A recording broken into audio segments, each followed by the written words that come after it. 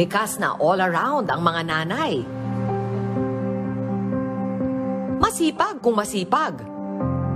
Maparaan kung maparaan. Pero kung minsan, nauubos din. Yan ang nararanasan ni Mary Rose na pinagsasabay ang pag-aaral, pagtatrabaho at pag-aalaga sa kanyang anak. Sa pag on the day ko or pagiging choreographer ko, usually minsan kapag may turo ako ng sayaw, papaasikaso ko muna yung anak ko sa ate ko. Buo raw ang desisyon ni Mary Rose na ipagpatuloy ang kanyang pag-aaral sa kabila ng mga pagsubok. Pagsabay-sabay mo yung school, tapos yung pagtatrabaho, tapos may anak ka pa, tapos solo ka lang, wala kang kasama sa buhay na yung parang makukwentuhan mo kung ano yung mga nangyayari. Nadagdagan pa raw ang pasanin ni Mary Rose nang subukan niyang magnegosyo, pero bumagsak ito. Yung sobrang dami ko na talagang kinikita. Pero marami kasi rin talagang taong mga manluloko na hindi mo naman din talaga in-expect na gagawin sa'yo. Ayun, nawala yung negosyo kong yun.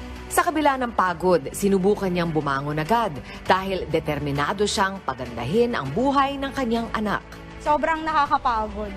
Sobrang parang minsan ayaw mo nang bumangon, gusto mo na lang matulog. Pero kasi kailangan, kasi meron akong anak na dapat suportahan.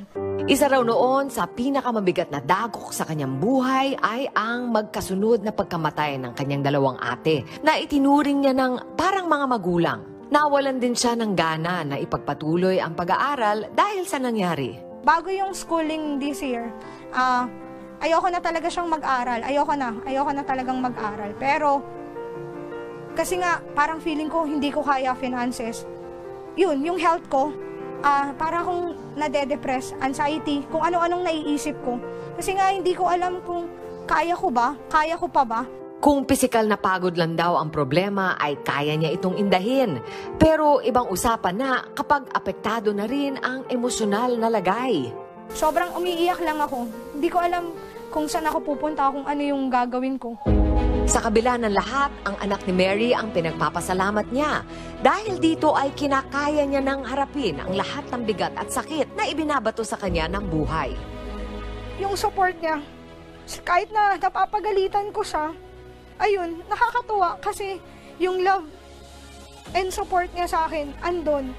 Superhero man ang tingin sa mga nanay, hindi pa rin sila ligtas sa pagdanas ng burnout. Ang mahalagang unang hakbang ay tukuyin at bigyang pansin ang mga senyales nito.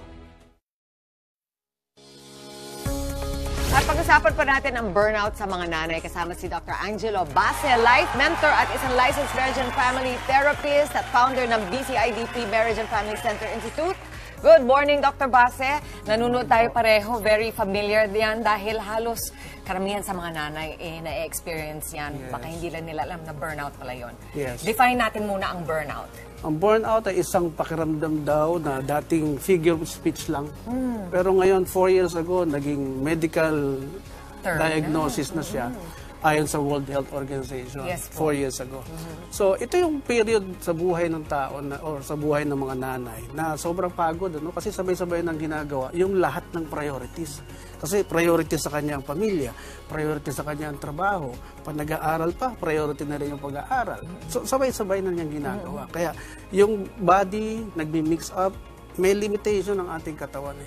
So, kung i-schedule lang sana, one at a time, yung kanyang priority, hindi maapektuhan yung kanyang isip, hindi maapektuhan yung kanyang emotion. Yeah. Parang nakikinig lang ako sa inyo, na-overwhelm na rin ako. Yes. Siguro ganun din ang nararanasan ng maraming mga nanay, magulang, hindi lang naman ang nanay. Kasi kung minsan hindi mo kayang i-prioritize. Sabay-sabay ang dating ng ating mga problema, ng ating mga responsibilidad. Ano ba yung pakiramdam ng burnout? Ano yung pagkakaiba nung pagod ka lang at saka burnout na talaga ito? Ito yung parang palito ng posporo na pag sinindihan mo, hanggang sa mapunta sa dulo yung apoy, dahan-dahan, nauupos na. Wala ka na may bigay na apoy. Wala ka na may bigay na light or hope sa sarili mo. Kasi parang physically, drain na drain ka drain na. Drain. Yes. Yun yung sinasabi ni Mary Rose, yung ating case study, no? Yes. Na sabi nga dyan, na emotionally nararamdaman niya na parang nadidistansya na siya sa pamilya niya. I think isa yun sa mga telltale signs, no, Doc, na kahit yung mga anak mo, parang wala ka na rin ganang alagaan sila. And yun ang mangyayari. Hindi nawawala yung prioridad, hindi nawawala yung kailangan gawin, pero yung kagustuhan mong gawin at yung kakayanan mong gampanan, naapektuhan, di ba? Oo, kasi yung katawan mo, kung wala ka sapat na tulog, hindi ka pa nakakapag-exercise, hindi magko-cooperate yung katawan mo to focus on what priority na gagawin mo for the day. So, ano pa ang may bibigay ng katawan mo? Kung parang the spirit is willing but the flesh is weak. But this time, the spirit is already weak na rin. Yes. And then, so what do you do? Ano ang dapat gawin ng mga nanay na nakakaranas ng burnout na ito? Sa lahat ng pagkakataon, kapag yung katawan natin feeling drained na, you always have to go back to normal situation. You always have to go back to the basic. Ano yung basic? Ito yung panahon na yung kondisyon ng katawan mo, normal yung takbo. Normal yung takbo ng pag-iisip mo, normal yung takbo ng dugo mo. Paano tayo makakarating doon, Dok? Kalma ka muna. Kung sa tingin mo kailangan ng tulong ng isang medical doctor, lapit ka na. Okay. Kung physical or part of your body is already suffering, then you need the help of a medical doctor. Kung mental naman ang problema mo, hindi mo ma-manage yung mga priorities mo, then get a counselor para tulungan ka. Anong klaseng tulong ang maibibigay ng isang professional na counselor? Paano maiibsan ang burnout? Kailangan sabihin niya yung mga plano niya gawin. Sabihin niya yung everyday undertakings niya, ano yung nangyayari sa kanya daily.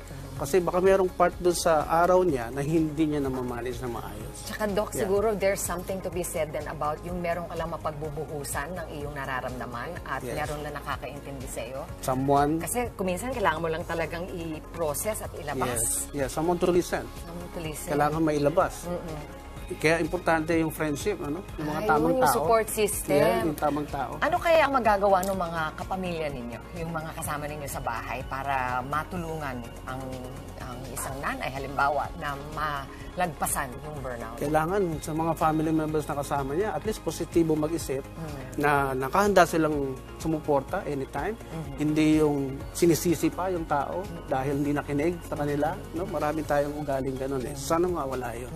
At ipaunawa doon sa kanilang family member na on suffering from burnout na it's not the end of the world.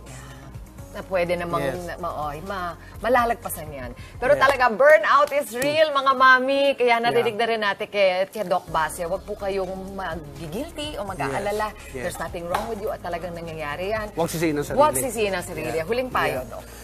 Sana makapagplano tayo ng maayos sa ating day-to-day activities, nang hindi tayo may stress, na kung ano yung possible na pwedeng mangyari, yan ang munang unahin. Yun ang priority. Kung kinakailangang humingi ng payo o tulong sa isang professional counselor, humingi tayo, huwag tayo mahiya. Meron din naman mga libre. Ayan, maraming salamat, Dr. Angelo Basse, life mentor at isang marriage and family therapist. Ang aking may iwan naman sa inyo, dahil alam ko kung minsan kayo mga nanay nagigilty na bigyang panahon ang inyong sarili. Deserve nyo po yan. Actually, kailangan nyong gawin na alagaan ang inyong sarili. Give yourself a break. Maghanap ng isang bagay na gustong-gusto nyong gawin at gawin nyo lang. Para sa inyo lang yan. Para mapuno uli kayo at magampan pa ng mas mabuti ang inyong mga tasks. Maraming salamat. At sa aming pagbabalik, makisenti sa musika na hatid ng ating loding sikat, Dionella in the house. Tuloy-tuloy lang ang happiness ngayong umaga dito pa rin sa inyong Happy Morning Buddies. Good morning, kapatid.